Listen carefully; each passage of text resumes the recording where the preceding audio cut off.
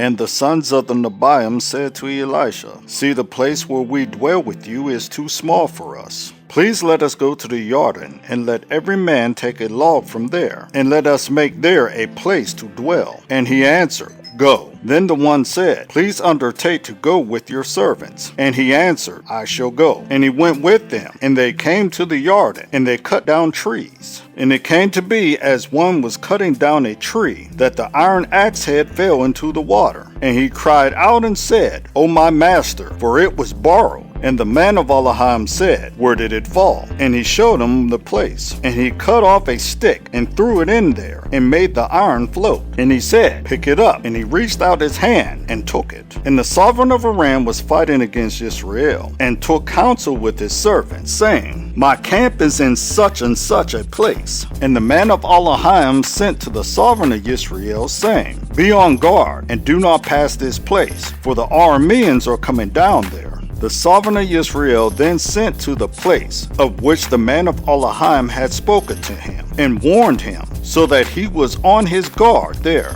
not once and not twice. And this greatly troubled the heart of the sovereign of Aram. And he called his servants and said to them, Declare to me, who of us is for the sovereign of Israel? And one of his servants said, None, my master, O sovereign. For Elisha the Nabai, who is in Israel, declares to the sovereign of Israel the words that you speak in your bedroom. And he said, Go and see where he is, so that I send and get him. And it was reported to him, saying, See, he is in Dothan. And he sent horses and chariots and a great army there. And they came by night and surrounded the city. And the servant of the man of Elohim rose early and went out, and saw an army surrounding the city with horses and chariots. And his servant said to him, O my master, what do we do? And he answered, Do not fear, for those who are with us are more than those who are with them. And Elisha prayed and said, Yahweh, I pray, open his eyes and let him see. And Yahweh opened the eyes of the young man, and he looked and saw the mountain covered with horses and chariots of fire all around Elisha.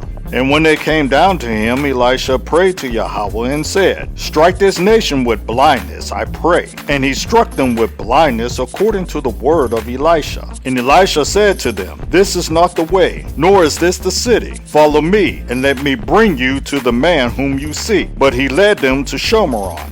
And it came to be when they had come to Shomeron, that Elisha said, Yahweh opened the eyes of these men so that they see. And Yahweh opened their eyes, and they looked and saw they were in the midst of Shomeron. And when the sovereign of Israel saw them, he said to Elisha, My father, should I smite? Should I smite? But he said, Do not smite. Do you smite those whom you have taken captive with your sword and your bow? Put food and water before them, and let them eat and drink, and go to their master. And he made a great feast for them. And after they ate and drank, he let them go, and they went to their master. And the bands of Aramean raiders came no more into the land of Israel. And after this it came to be that Ben-Hadad, the sovereign of Aram, mustered all his army, and went up and besieged Shomeron. And there was a great scarcity of food in Shomeron. And see, they besieged it until a donkey's head went for 80 pieces of silver, and 1/4 of a calf of dove droppings for 5 pieces of silver. And it came to be, as the sovereign of Israel was passing by on the wall, a woman cried out to him, saying, Help my master, O sovereign. And he said, If Yahweh does not help you, where do I find help for you? From the threshing floor or the winepress? And the sovereign said to her,